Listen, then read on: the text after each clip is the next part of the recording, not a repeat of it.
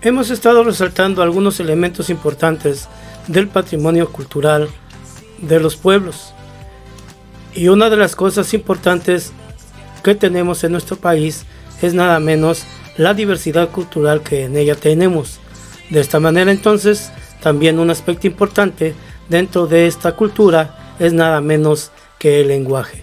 Y de esto vamos a hablar, ya que en México existe gran variedad de lenguas que son importantes y que forman parte de nuestro patrimonio cultural.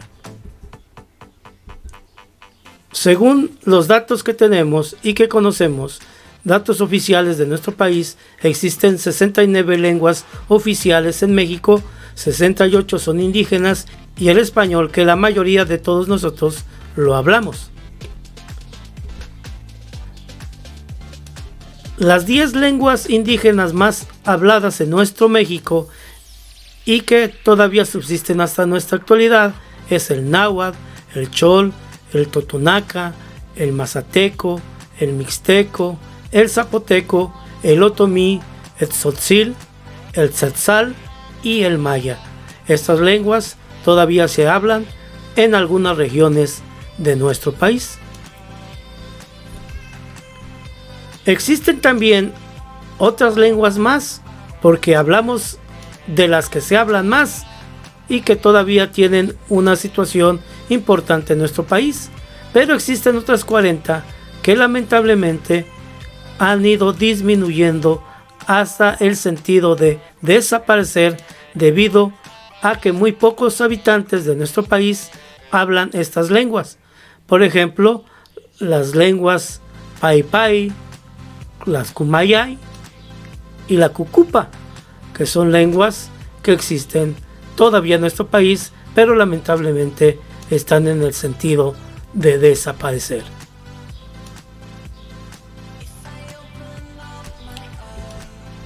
Las lenguas son muy importantes que se mantengan porque es patrimonio de nuestro país, y cuando nosotros hablamos de la lengua maya se le considera de las más antiguas en México y tiene un registro escrito desde aproximadamente el año 200 después de Cristo. Ahora, en la actualidad existen más de 800,000 personas en nuestro país que todavía hablan el maya, y es la segunda lengua más importante después del náhuatl, ya que del náhuatl aproximadamente más de 1 millón de personas hablan esta lengua.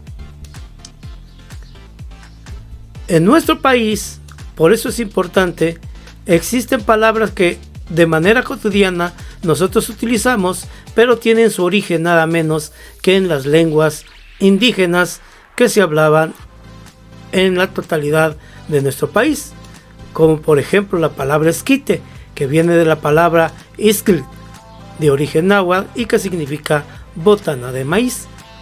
Otra palabra sería apapachar, otra palabra que de origen también náhuatl quiere decir ablandar con los dedos y viene de apapachao. Actualmente lo conocemos como abrazar. Si hablamos entonces de otros elementos, también tenemos el aguacate, que significa testículo, es una palabra náhuatl y que tiene el sentido por la forma de este fruto muy rico en nuestro país.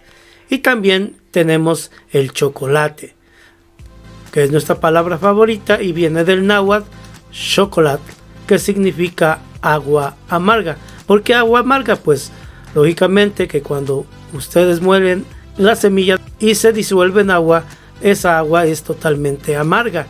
Ya nosotros comemos o tomamos el chocolate porque lo endulzamos con azúcar.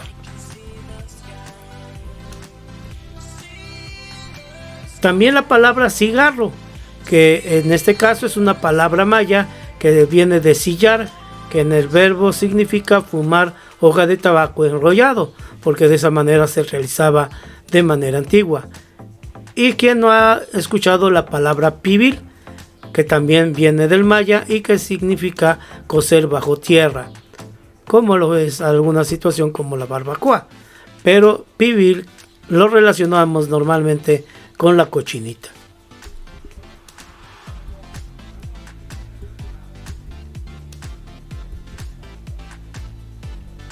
De esta manera nos podemos dar cuenta que ya muy poca gente es la que habla las lenguas indígenas, por eso es importante conservarlas.